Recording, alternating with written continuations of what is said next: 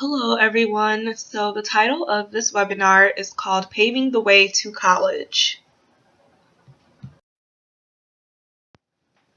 So the audience that this webinar is for is adolescents who are experiencing homelessness. The main issue here is that there are 1.3 million homeless youth living unsupervised on the streets, in abandoned buildings, or with friends or strangers. And so the theory that I will be using to incorporate all of the different aspects of this webinar is Yuri Bronfenbrenner's ecological systems theory. The resources you will see throughout this webinar are infographics, FAFSA examples, as well as statistics pertaining to homelessness. And the reasons why I chose to utilize these resources is because it will help to give individuals the resources that they need to utilize if they are considering applying for college.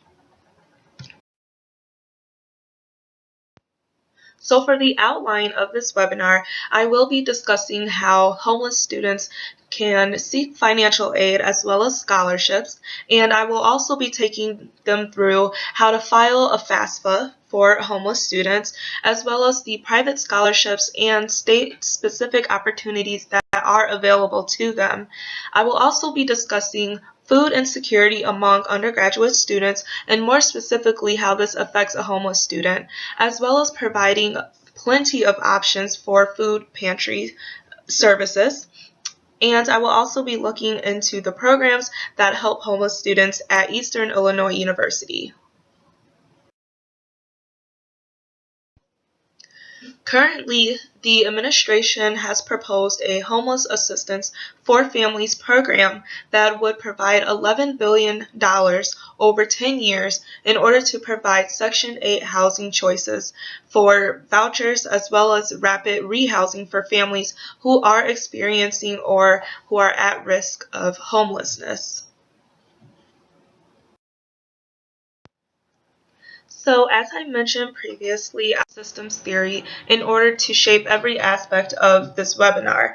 And so looking at what the ecological systems theory is, it does identify 5 environmental systems in which an individual interacts. And so this theory provides a framework from which community psychologists actually study the relationships with individuals' contexts within their community and also the wider society. So looking at the graphic here, you can see that the microsystem does include the group of the most immediate individuals that directly impact the child's development. So this can include family, this could include their school, or maybe religious institutions, as well as their peers and their neighborhood. And then looking at the next environment or the system is the mesosystem. And so this looks at the interconnections between the microsystem and these interactions between family and teachers, for example, as well as maybe relationships between the child's peers and their family. So the next system is the exosystem, and this really involves links between a social setting in which the individual is not actively involved in, and so they don't have an active role, and the individual's immediate context. So for example, this can include if a parent loses a job. It does not affect the individual actively. And so then looking at the next system is the macro system, and so this describes the culture in which an individual lives. It also includes maybe their socioeconomic status, maybe their own ideas and ideologies of their culture, or just their own personal views.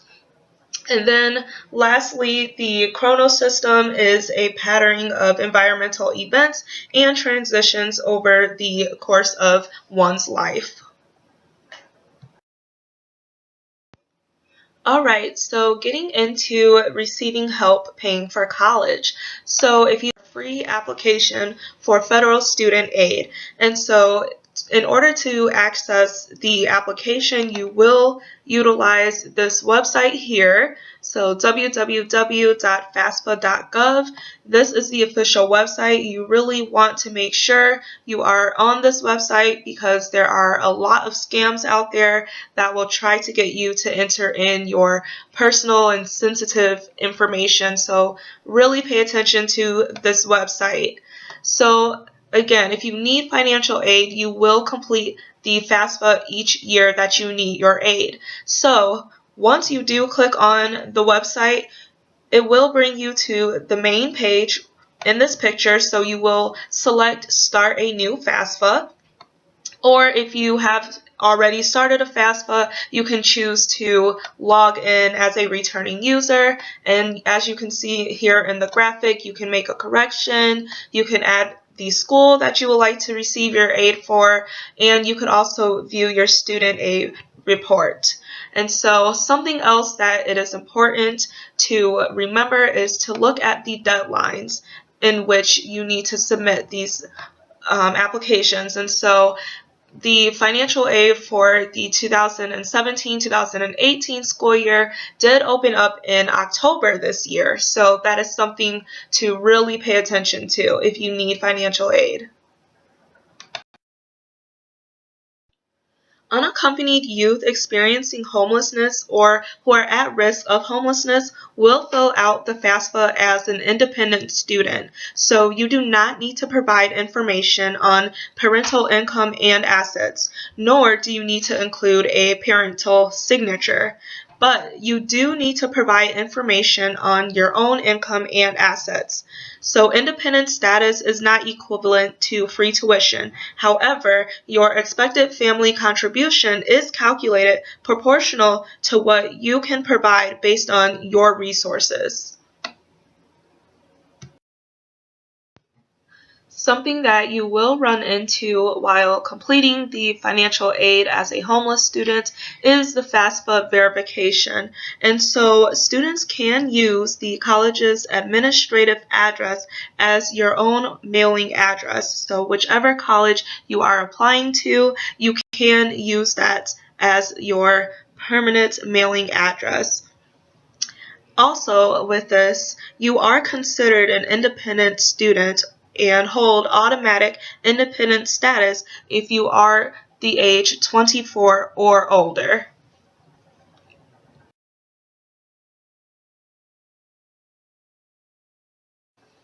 So I did want to bring your attention to this website that you can go to find any frequently asked questions that you might have being a homeless student and applying for federal student aid. And so the website is studentaid.ed.gov. And so once you get there, you will see some of the questions and answers that you might have. So feel free to pause the video to really look at these questions and to see the answers, or you could also go to the website.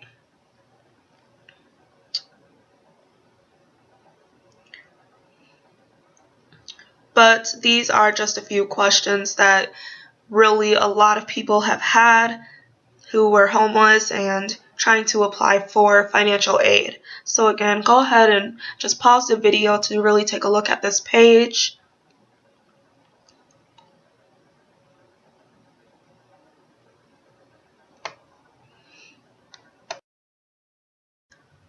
Alright, so are you eligible for federal student aid? Most students are eligible to receive financial aid from the federal government in order to help pay for college or a career school. So it's important to note that your age, your race, or your field of study will not affect your eligibility for federal student aid. So while your income is taken into consideration, it does not automatically prevent you from getting federal student aid. And so I have an infographic here that shows you the steps on how to receive federal student aid. So first, you will need to obtain a college or career school education. So this is either by having a high school diploma or maybe your general educational development certificate, your GED, or by completing a high school education in a homeschool setting that is approved under state law. You will also need to be enrolled or accepted for enrollment as a regular student in an eligible degree or certificate program.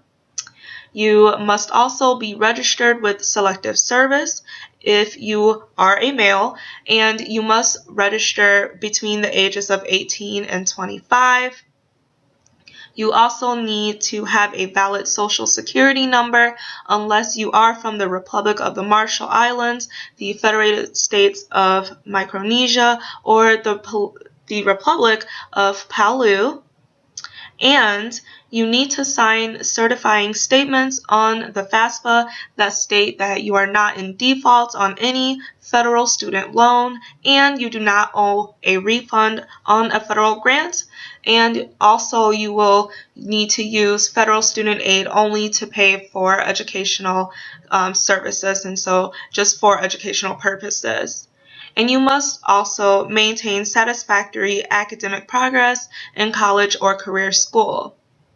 In addition, we have different options here that you can use in order to see if you qualify for financial aid. And so you must be a U.S. citizen or a U.S. national, or you must have a green card, or have an arrival departure record, or have battered immigrant status, or have a T visa. So as you can see, there are different qualifications for each underneath. And again, here is that website, which is very important in order to receive your financial aid, and so that is FAFSA.gov.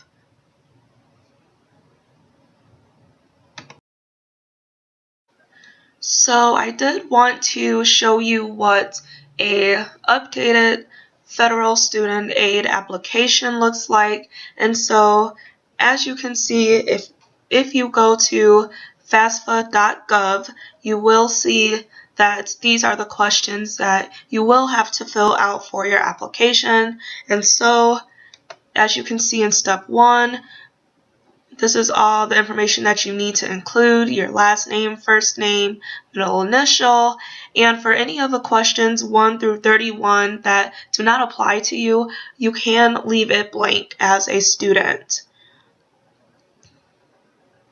So without going into too much detail here, I just really want to show you what the application really looks like. And so for part 2, you can see the information that it is asking of you. So if you were never married or are separated, divorced, or widowed and are not remarried, you only need to answer questions about yourself, and that is for questions 32 through 58. Okay, so it's just a series of yes or no questions. And then next, if you are a dependent student, you will need to fill out this section, the parent section here. And it also gives you instructions on if you answer yes or no to a certain question, where to go next, so you can make sure you are filling out the correct information. And so step 5, you will complete this step only if you did answer yes to any of the questions in step 3. So again, I just really wanted to give you a brief overview here on what the application looks like. This is just a really detailed notes section for the different steps that you may have filled out already, and so it just gives you a detailed account of what to do if you answered a certain question for a specific question. And so let's just keep moving on here.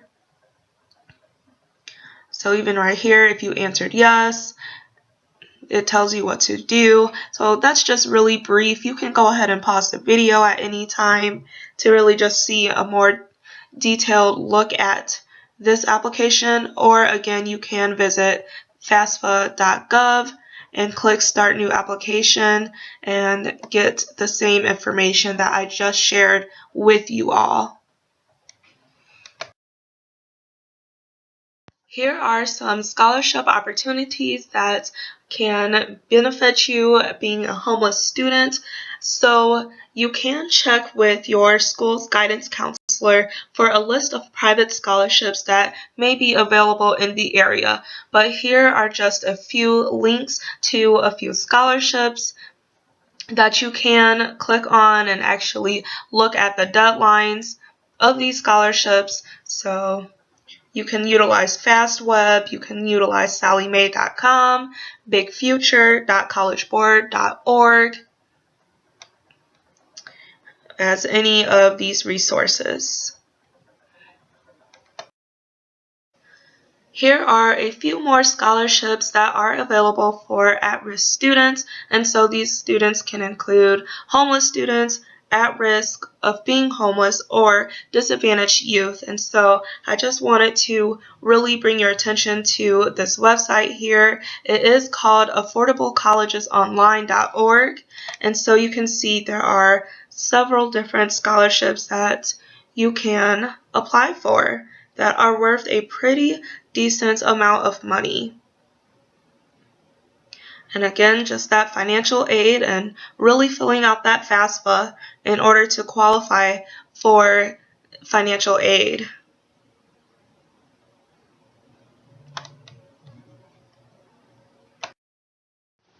So refer back to the beginning of this video where I talked about the different parts of an individual's environment from Urie Bronfenbrenner's ecological systems theory. So in the exosystem, for a homeless student, this really involves, that monetary aid that is available through the FAFSA, as well as some scholarships. And these things do not actively affect a homeless student in high school. However, once you do apply for it and potentially qualify, it can influence where you decide to attend college.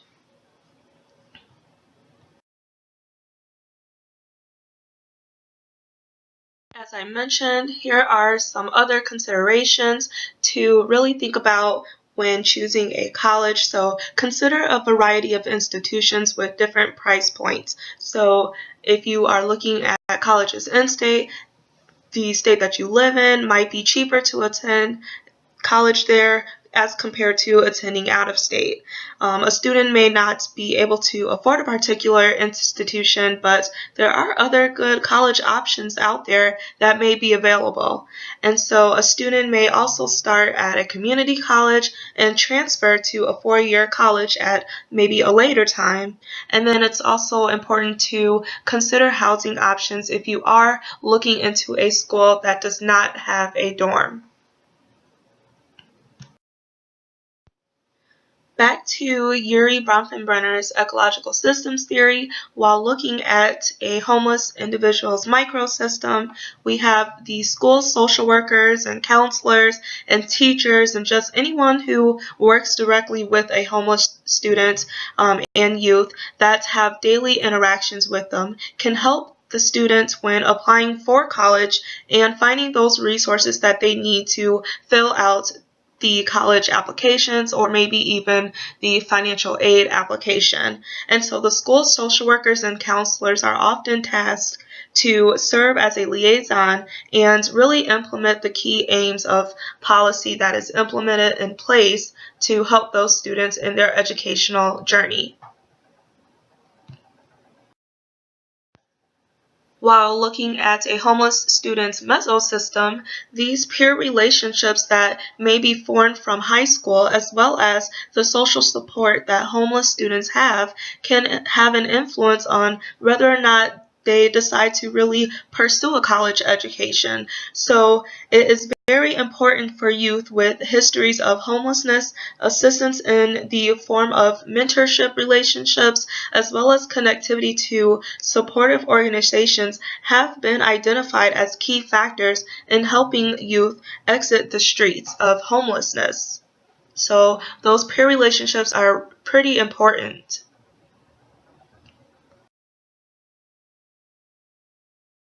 So I really now want to look at the food insecurity that exists among undergraduate students with a focus on the inadequate nutrition that a homeless student can experience.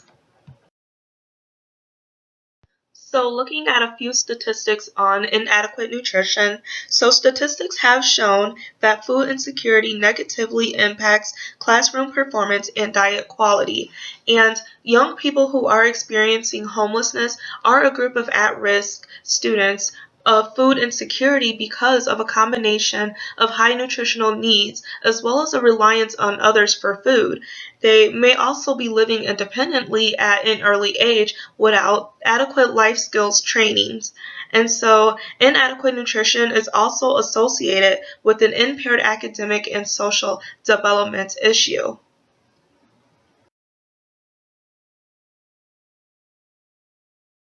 With that being said, I did want to look into a few resources in Charleston and Mattoon, Illinois that can help out a homeless student who is experiencing food insecurity. There are so many food pantries that are really available for that student. So if you do decide to go to the Wesley Foundation Food Pantry that is located in Charleston, however, you must be an EIU student, faculty, or staff, and they are usually open the second Wednesdays of the month year-round from 2 to 6 p.m. at the Wesley Foundation. And so another food pantry is the Charleston Area Church Food Pantry. There's also the Blessings Food Pantry located in Mattoon. There's also what's called the Abundant Blessings, which is also located in Mattoon. And there's also the Salvation Army Food Pantry, which is in Mattoon, and the Mattoon Area Public Action to Deliver Shelter, which is PADS, it's for short, and that is a soup kitchen, and so you can see they are open Monday through Thursday from 11 to 1 p.m. for lunch, and then Monday through Friday from 7 to 9 p.m. for dinner. And there is another food pantry located in Mattoon called Christian Church Food Pantry, and they are open Tuesdays from 2:30 to 7 p.m. and then also on Thursday from 2:30 to 6 p.m. and on Friday from 2:30 to 4:30 p.m. So you can most likely just Google these food pantries to just find out more information on where exactly they are located in Charleston and also in Mattoon.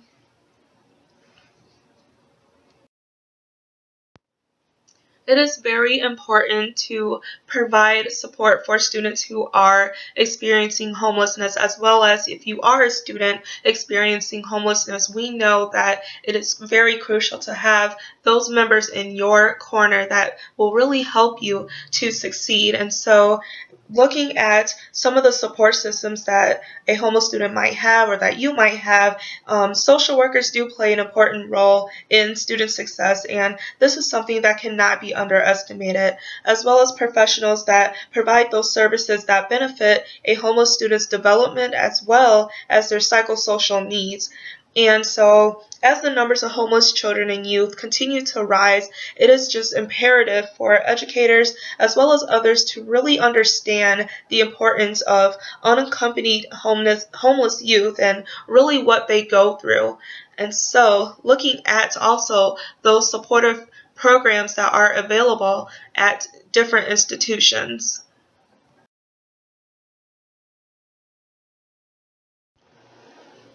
And with that being said, just looking at some supportive programs that are offered at Eastern Illinois University, because that is the college that I actually attended. Office of Minority Affairs, and they do provide services that promote and also to maintain programs that will heighten the awareness as well as the presence and the success of minorities and other underrepresented groups on the campus of Eastern Illinois University.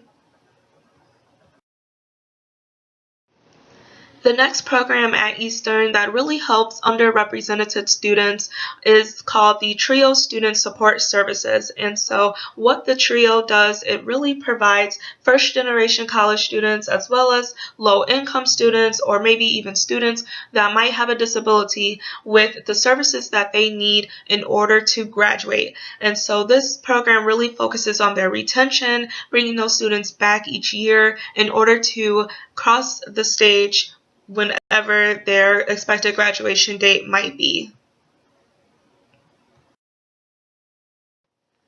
The next program is called the Gateway Program, and this is actually an alternative admissions program. And what this program does, it does provide access to services that students who might be underrepresented, disadvantaged, or maybe even a first-generation college student can access in order to be accepted into the university. And so, like I said, this can include a first generation to attend college.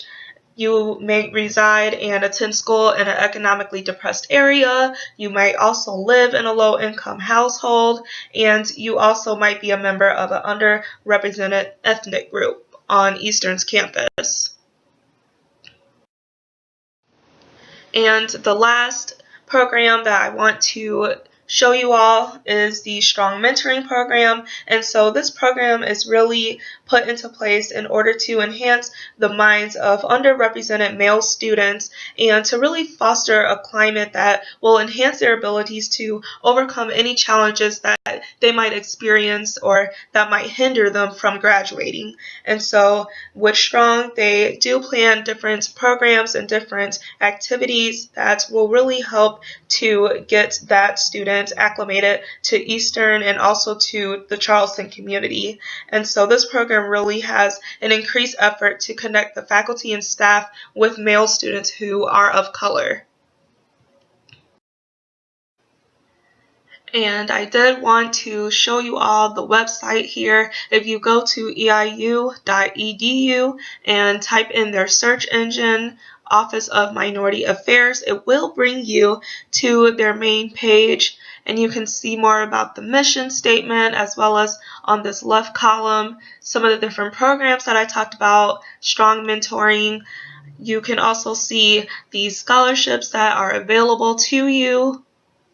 I also want to go to the next page, which is more information about the TRIO support services, as well as scholarship information. And you can also access the application, which can be either typed or handwritten in order to be considered for the program.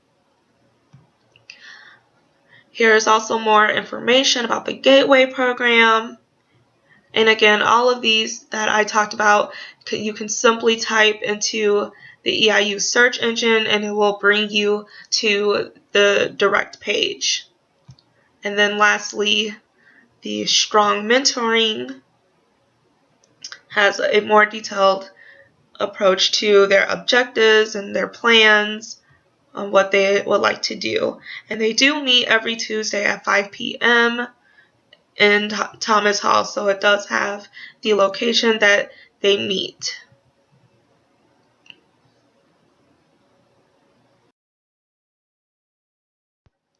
So the last environment I'll be talking about is the chrono system in Urie Bronfenbrenner's ecological systems theory. And so with the chrono system, it just really looks at the changes that exist throughout an individual's lifespan. And so the kind of student that an individual is in high school are the traits that they will carry into college. And so you might be really highly motivated to succeed due to your socioeconomic status. And so this just really looks at that and just how this really affects an individual from the time that they might be, like I said, in high school to the time that they attend college.